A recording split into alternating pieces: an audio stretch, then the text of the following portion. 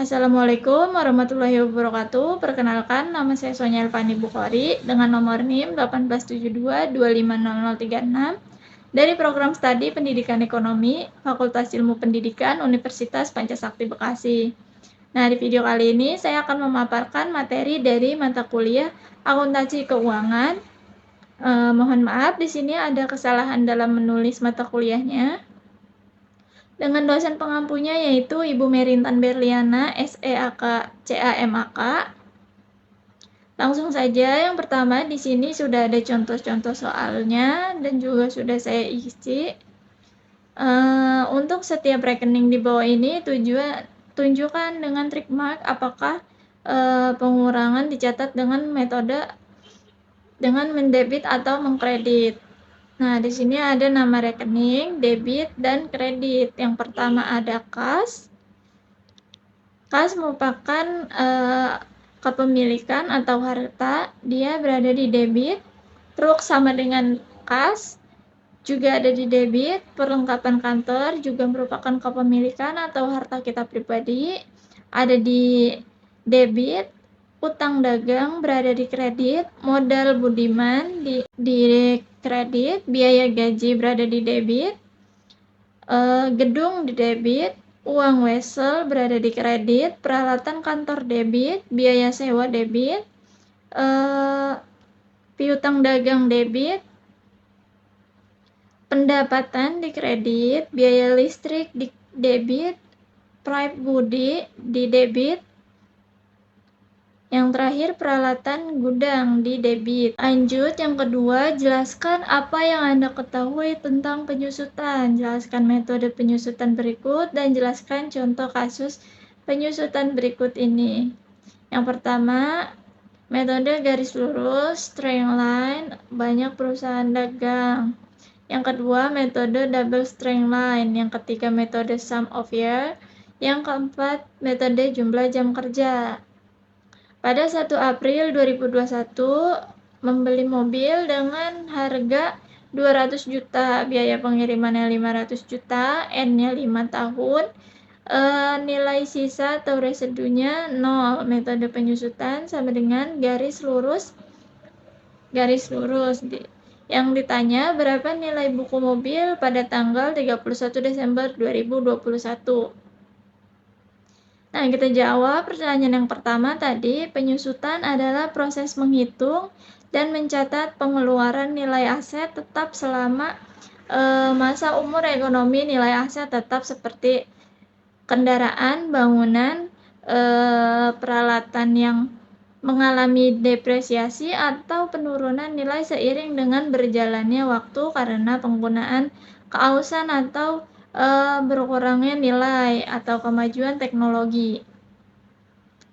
Lalu yang pertama, metode garis lurus adalah metode penyusutan yang paling sederhana dan paling sering digunakan. Dalam metode ini, biaya aset dibagi dengan masa manfaat untuk mendapatkan jumlah penyusutan tahunan. Jumlah ini juga kemudian dikurangi dari nilai buku aset tetap setiap tahun.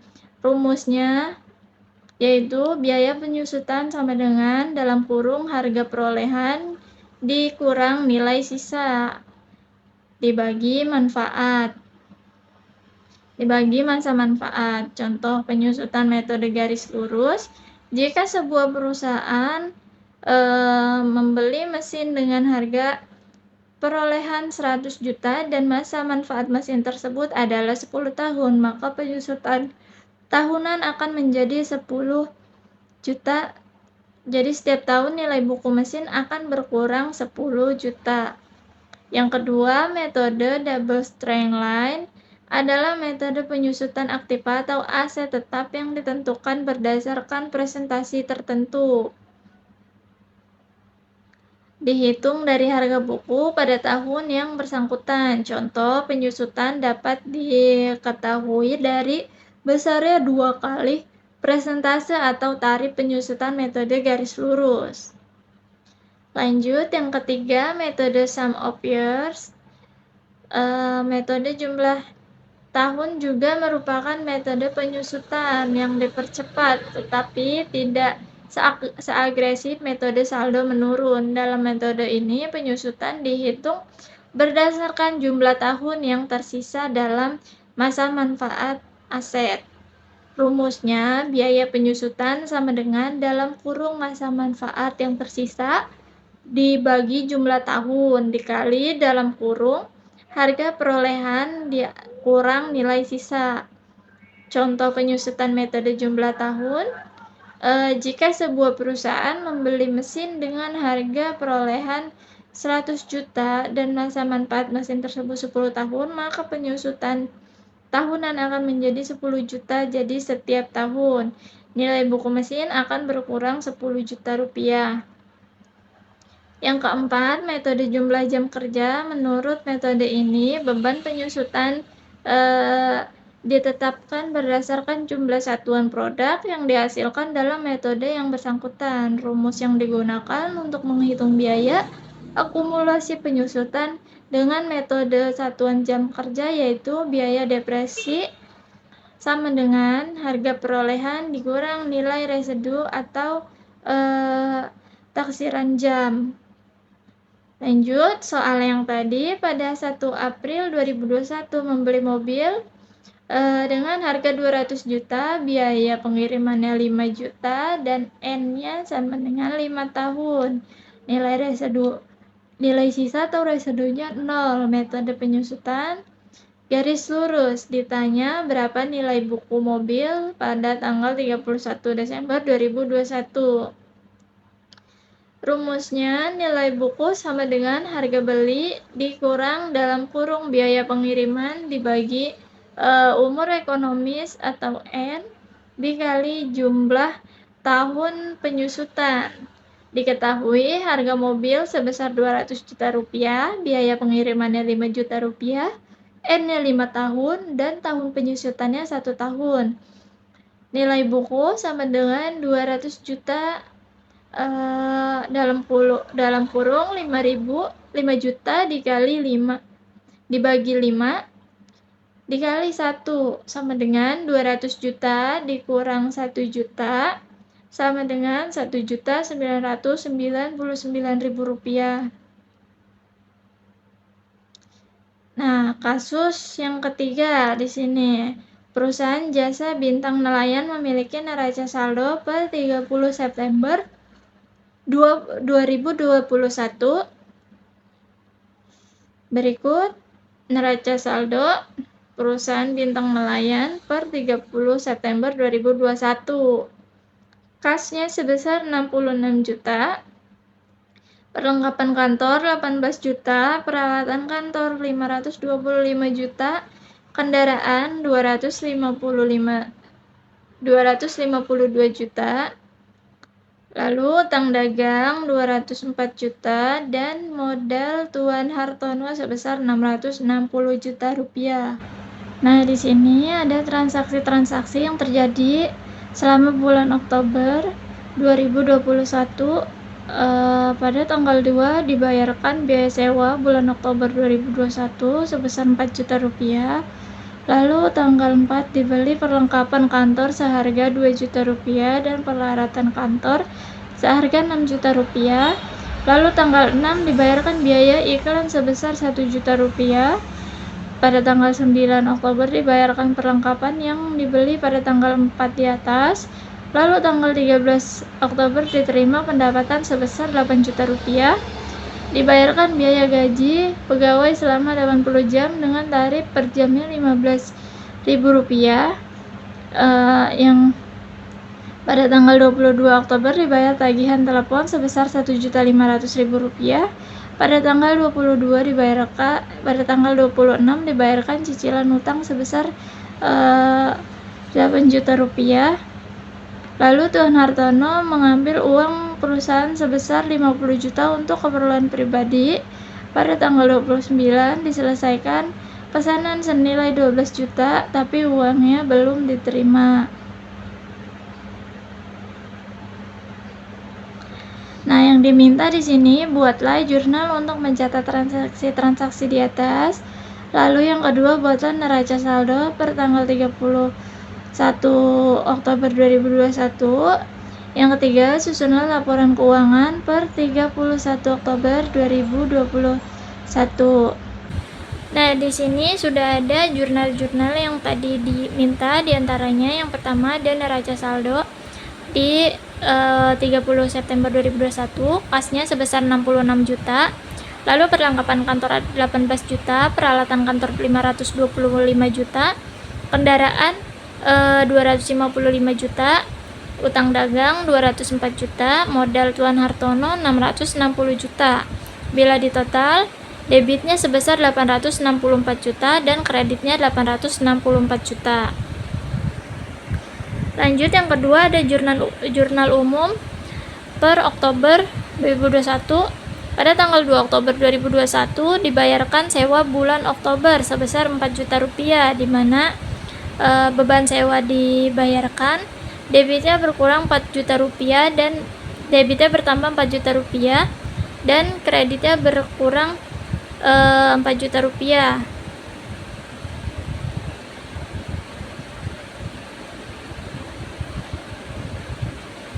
Per tanggal 4 Oktober dibeli perlengkapan kantor seharga 2 juta rupiah dan peralatan kantor seharga 6 juta rupiah secara kredit.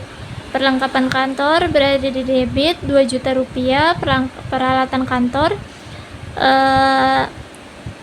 debitnya bertambah sebesar 6 juta rupiah, lalu utang dagangnya di kredit bertambah sebesar 8 juta rupiah. Tanggal 6 Oktober dibayar biaya iklan sebesar 1 juta rupiah. Debitnya bertambah 1 juta, lalu kasnya berada di kredit bertambah sebesar 1 juta rupiah.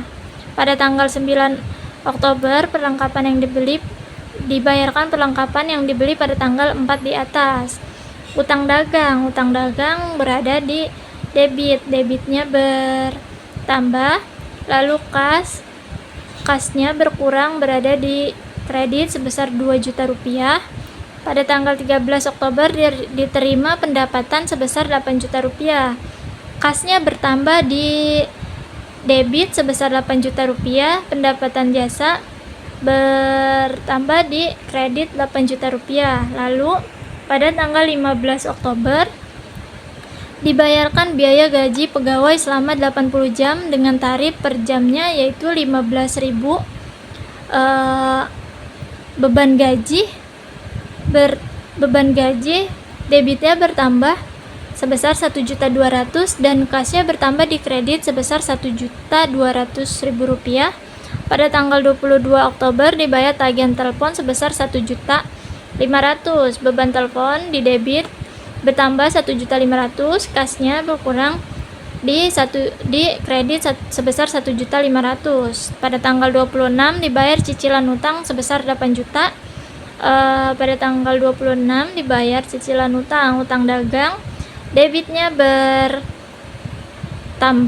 di 8 juta rupiah dan kasnya berkurang di debit 8 juta rupiah.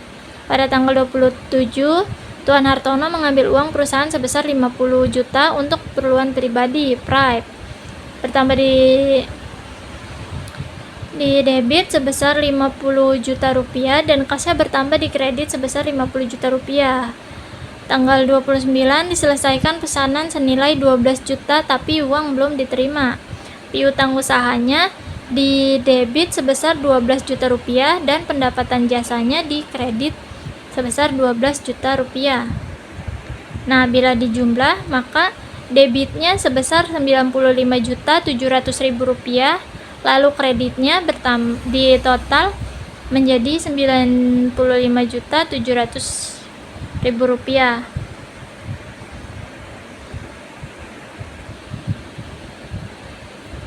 Nah, di sini yang kedua, buatlah neraca saldo per 31 Oktober 2021. Sebelum ke neraca saldo perlu kita ketahui jumlah-jumlah dari harga barang atau keperluan tersebut. Di sini ada jurnal posting pada tanggal 1 Oktober, debitnya 66 juta. 2 Oktober kreditnya 4 juta rupiah. 3 Oktober debitnya 8 juta rupiah, 6 Oktober 1 juta rupiah, 9 Oktober kreditnya 2 juta rupiah, 15 Oktober kredit 1 juta 200, 22 Oktober kreditnya 1.500.000 rupiah, 26 Oktober kreditnya 8 juta rupiah, 27 Januari 50 juta rupiah. Bila ditotal, nah total dari debit tersebut yaitu sebesar 1.294.000.000 rupiah dan juga kreditnya sebesar 1.294.000.000 rupiah. 74 juta dikurang 67 juta rupiah yaitu 6.300.000 rupiah. Nah, di sini terus ada piutang usaha 29 Oktober debitnya sebesar 12 juta rupiah. Lalu ada perlengkapan kantor pada tanggal 1 Oktober debitnya sebesar 18 juta rupiah, 4 Oktober 2 juta rupiah ditambahkan di total menjadi 20 juta rupiah. Lalu ada peralatan kantor 1 Oktober 525 juta rupiah. Pada tanggal 4 Oktober 6 juta rupiah ditotalkan menjadi 531 juta rupiah. Lalu kendaraan pada tanggal 1 Oktober sebesar 255 juta rupiah kredit debitnya. Utang dagang 9 Oktober debitnya 2 juta rupiah, 26 Oktober 8 juta rupiah ditotalkan menjadi 10 juta. Lalu kreditnya pada tanggal 1 Oktober sebesar 204 juta rupiah dan 4 Oktober 8 juta rupiah. Bila ditotalkan menjadi 212 juta rupiah.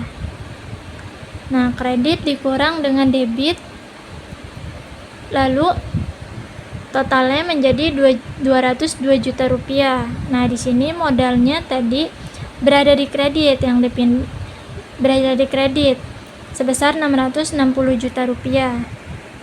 Lalu private-nya untuk kebutuhan pribadi pada tanggal 27 Oktober debitnya sebesar 50 juta rupiah. Pendapatan jasa pada tanggal 13 Oktober kreditnya bertambah 8 juta, 29 Oktober 12 juta. Lalu ditambah di total hasilnya 20 juta rupiah. Beban sewa debitnya 4 juta pada tanggal 2 Oktober. Beban iklan debitnya 1 juta, beban gaji 1.200.000 dan beban telepon sebesar 1.500.000 pada tanggal 22 Oktober berada di debit. Nah, ini penyelesaian neraca saldonya.